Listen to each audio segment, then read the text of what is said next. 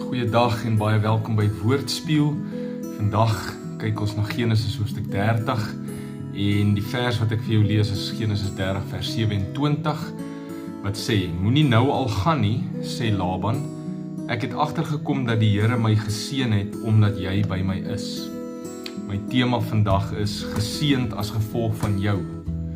So hierdie is 'n wonderlike getuienis wat Laban oor Jakob maak. Jakob leef en werk op so 'n manier dat Laban getuig dat hy geseënd is as gevolg van Jakob.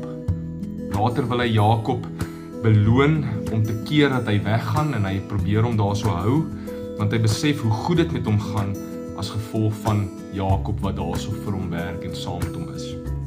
Dit lyk asof Jakob hard gewerk het, dit lyk asof hy bekwaam was met die boerdery, hy moes sekerlik met integriteit opgetree het, met eerlikheid gewerk het, maar bo dit moes Jakob sekerlik ook hierdie God vir wie hy ontmoet het by Bethel, die God van sy voorouers, hy moes hom gedien het en beter leer ken het, wat ook sekerlik bygedra het tot hierdie groot guns wat hy beleef en wat dan oorgespoel het as 'n seën vir Laban en die plekke waar Jakob gewerk het. In dit alles berei God vir Jakob voor en hy berei deur hierdie situasie vir Jakob voor dat Jakob 'n kudde sou kry, kudde skape, sodat hy kan terugtrek na die land toe wat God aan hom beloof het en aan sy nageslag. Mag die plekke waar ek aktief is ook die guns en die seën van God beleef as gevolg van die feit dat ek daarso is. Mag ek in 'n verhouding met God leef en saam met hom stap sodat dit ook oorspoel na die mense om my.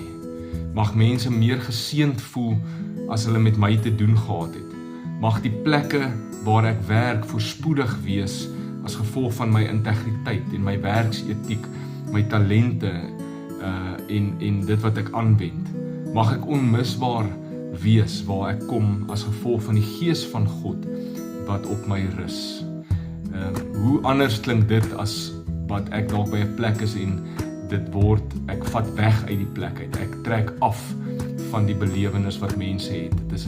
Ek los 'n wrangsmaak, ek los 'n negatiewe indruk. By my werksplek wil mense eerder van my ontslaa raak as om my daar te wil hou. Kom ons wees die teenoorgestelde, soos wat Jakob hierso was in Laban se huis. En ons wees sout en lig. En mense moet ons mis en mense moet ons eerder daar wil hê. En mag die seën wat op ons is oorspoel na die plekke om ons toe. Kom ons bid saam. Jesus, seën my aanhoudend meer sodat ek 'n seën vir die mense om my kan wees. Amen. Deel hierdie met iemand en maak ander mense deel, nooi hulle om deel van hierdie reis te wees. Subscribe op die YouTube kanaal en dan sien ons mekaar weer volgende keer.